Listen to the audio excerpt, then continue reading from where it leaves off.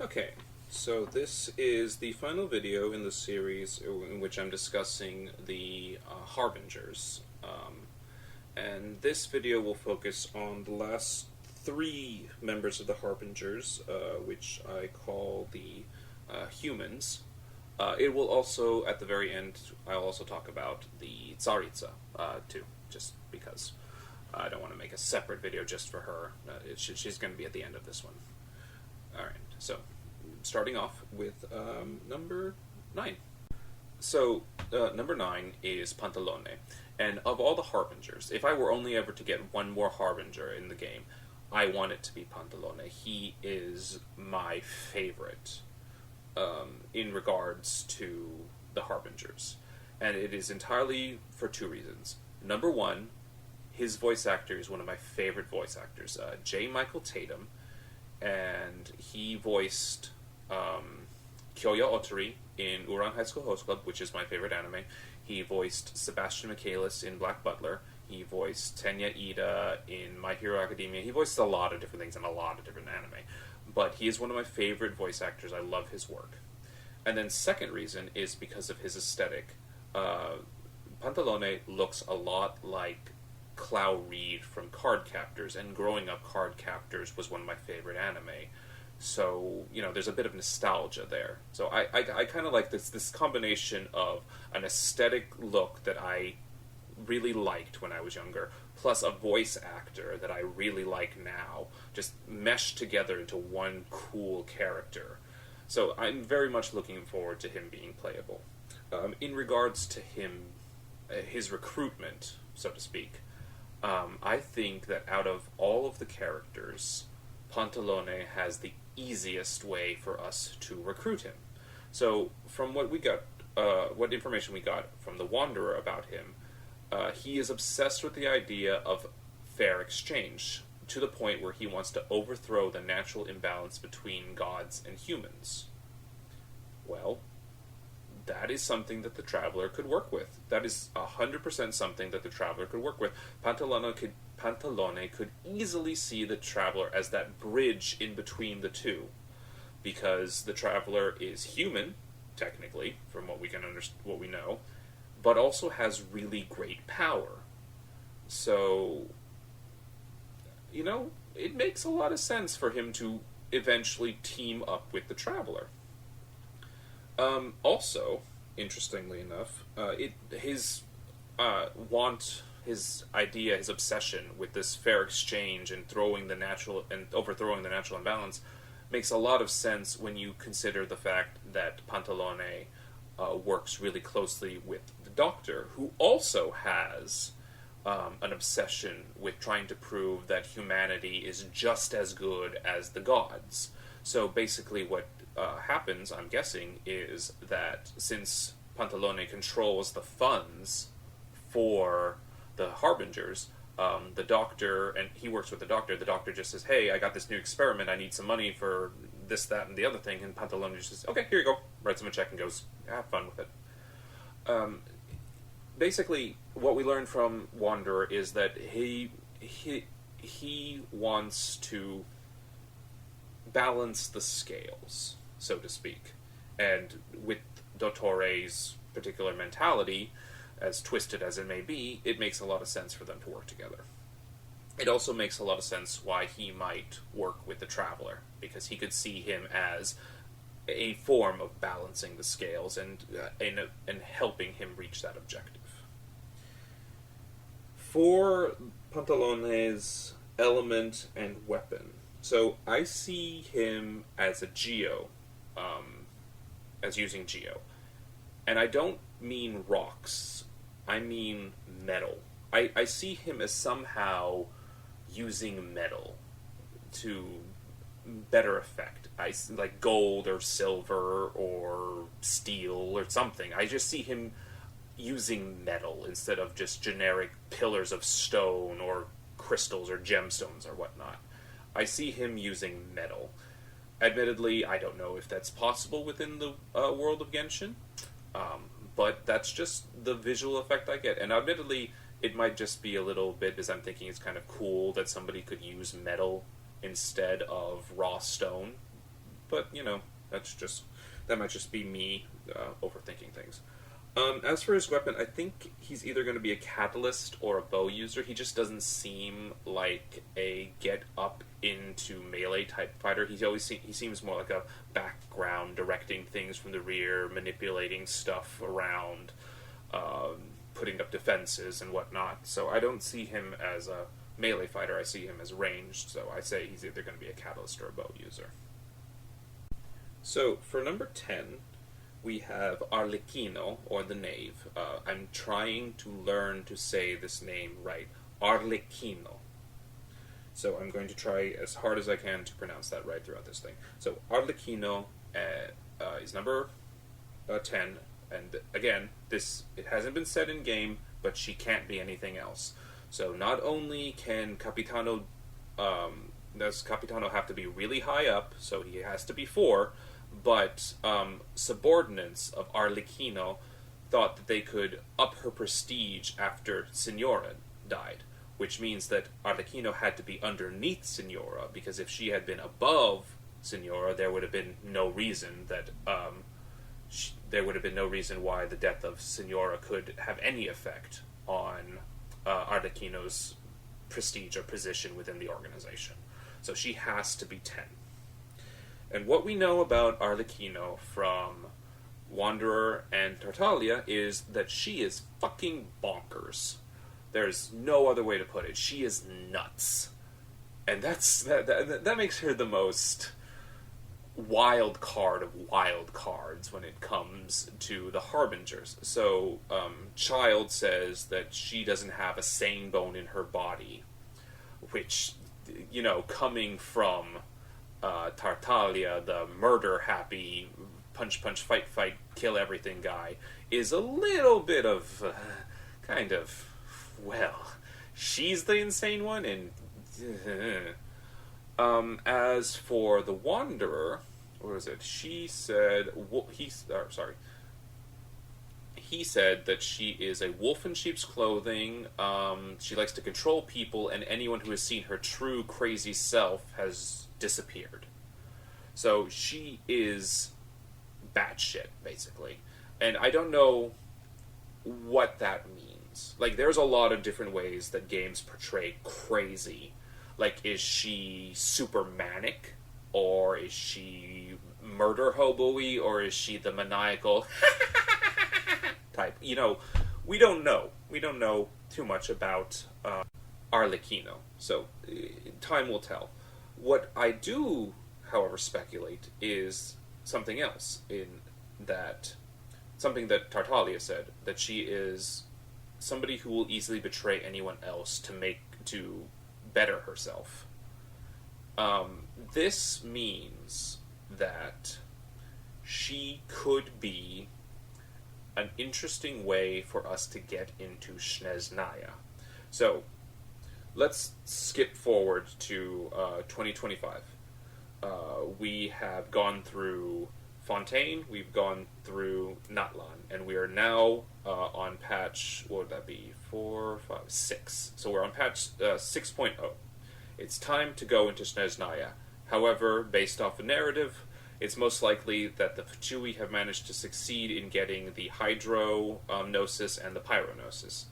So, if I were the Tsaritsa, knowing that I have had this great big plan in motion for the past 500 years, and now the keys that I need, the Gnosi, all the other Gnosi, are safely in my hands, the first thing I would do is close Snezhnaya in a wall of ice or something similar to keep the traveler out.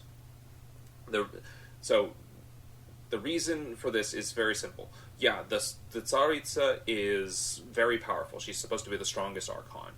But the Traveler has managed to go through all the other nations, befriended all the other gods, taken all of their power, so to speak, and has even gone through Natlan and grabbed the weakness to Cryo, Pyro.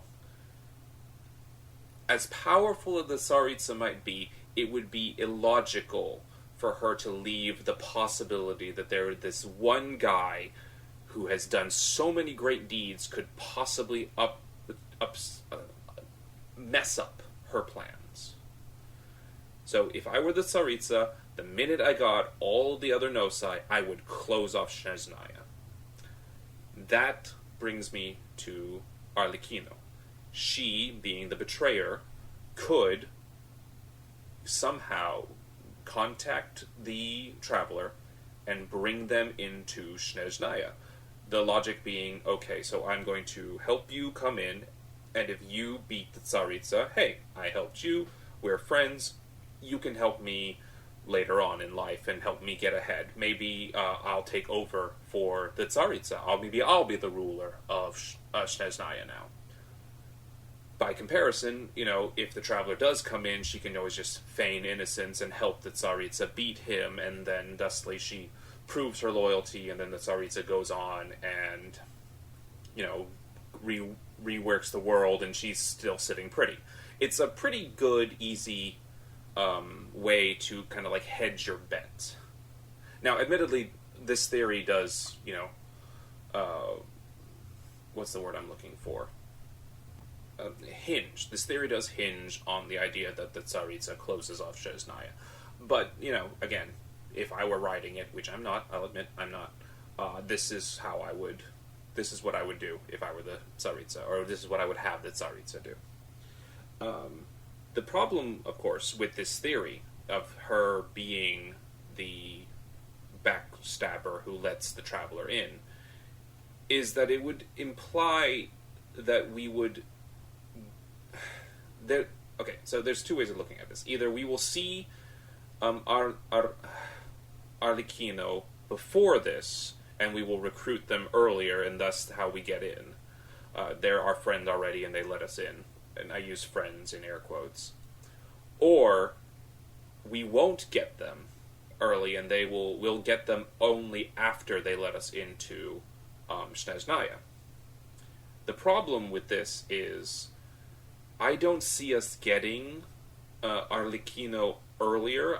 So we have the rest of Sumeru, Fontaine, and Natlan to go.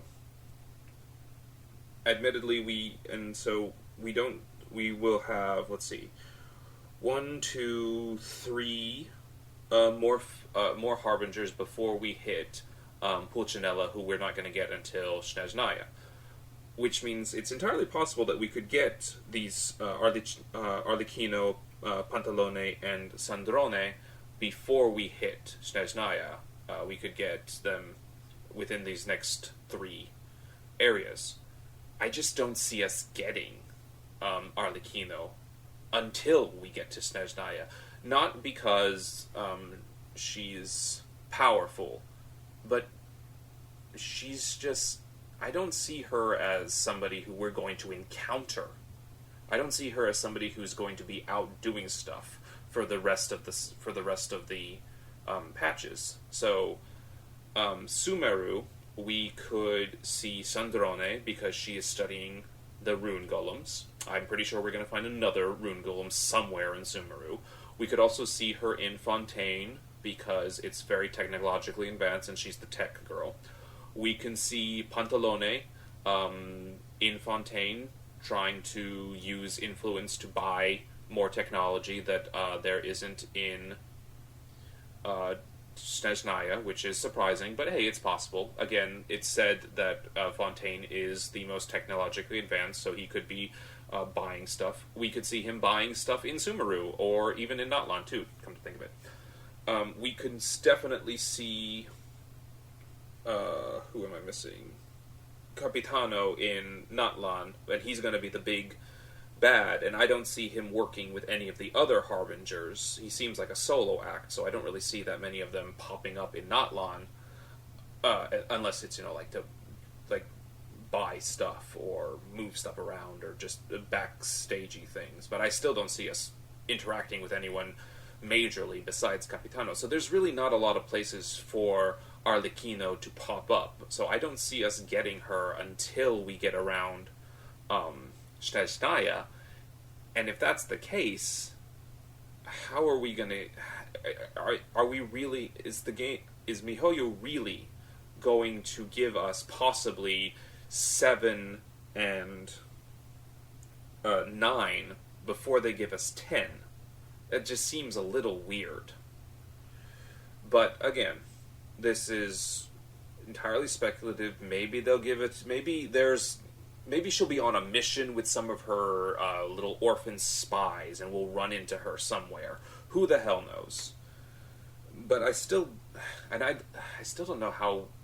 Without the backdoor thing, without her leading us into Snezhnaya, I don't know how we're going to recruit her, because while she is a backstabber, she needs to have something in it for herself. And I don't know, as of right now, what is in it for her to help the Traveler.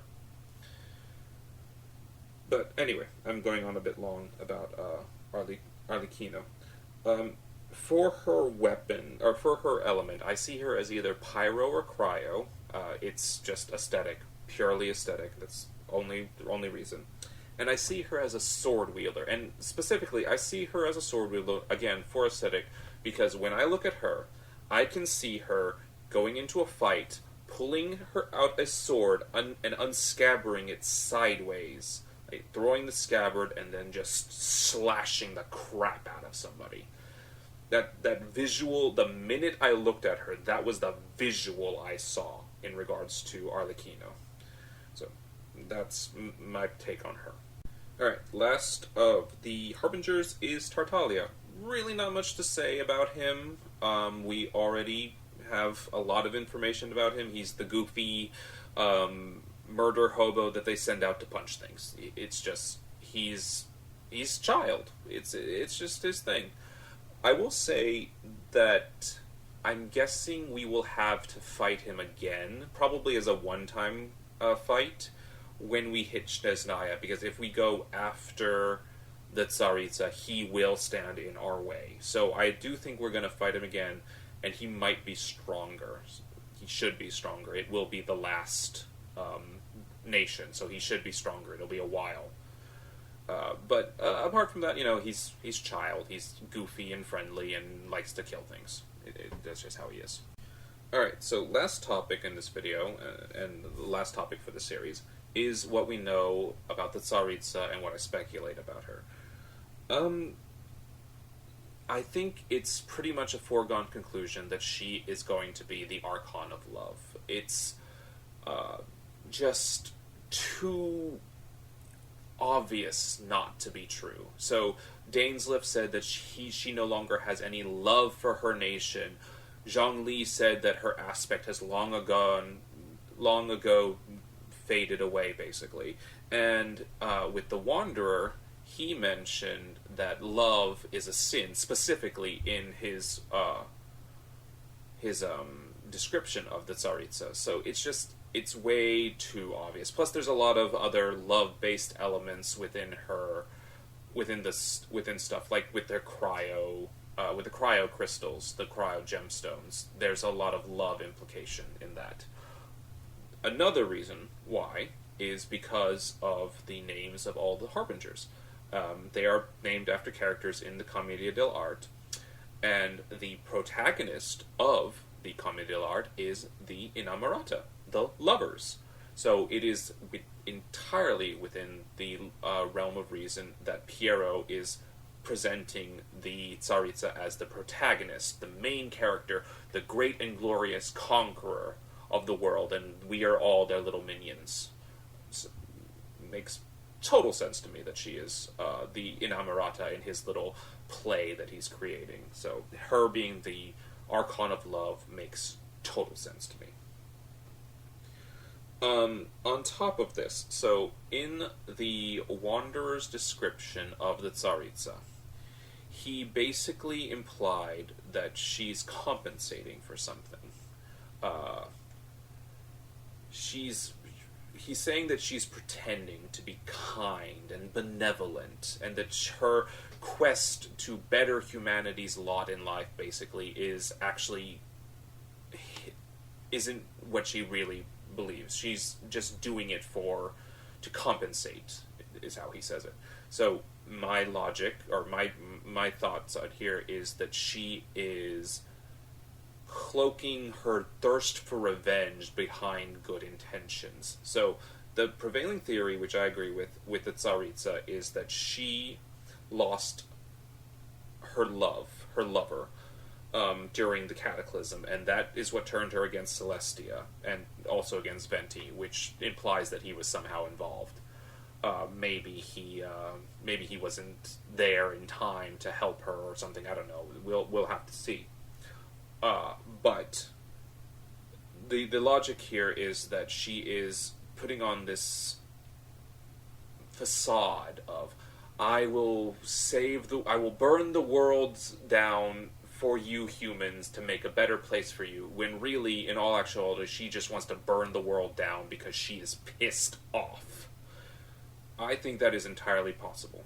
I think it's she is the god of love, she lost her lover, and that love is causing her to, like, go to war with Celestia. Unfortunately, however, I don't think she's going to get very far. So, when it comes to... I'm speculating. This is entire speculation based off no evidence. This is just me going on instinct. What I see happening... This is the scenario in my head. Capitano is the last boss of the Archon quest, and he ends up being the weekly boss that, we get the level up mats for talent books from. You beat him, and then you go into the Tsaritsa's throne room, and she freezes the Traveler in place. And then she tells him, "Behold, as I ascend to Celestia and burn this world and burn them away." And then she she uses the power, she goes to Celestia, or opens a gate to Celestia, or whatever, drags Celestia to her, who the hell knows. And she immediately gets swatted down. Like, no real fight, no nothing, she just gets smacked down. The Gnosis get taken away, even her own Gnosis gets taken away, and it's over. The entire rebellion is done. And in the face of her absolute defeat, her complete inability to get revenge on Celestia, she shatters. Not like literally, but figuratively, mentally, just shatters, falls apart into just a weeping mess on the floor, screaming her lover's name, screaming in pain and agony and all that heartache. And that is how the Traveler effectively recruits her to be playable, is that he sees the pain that she's going through and he comforts her, and in that comfort he manages to somehow help her heal and move on, and that's how she becomes playable. Again, there's no evidence for this. I have absolutely no evidence to back all of this up. This is just how I see it from a writer's perspective. Okay, so that is my very long spiel on all the Harbingers and the Tsaritsa. If you found any of this at all interesting, if you agree or disagree, please comment down below. I'd love to hear your thoughts. I did start this channel so that there could be some discussion. If you thought my theories were good, if you thought my theories were bad, if you thought I was funny at all, or mildly amusing, or if you thought I was informative, please do like and subscribe. Have a good rest of your day. Bye.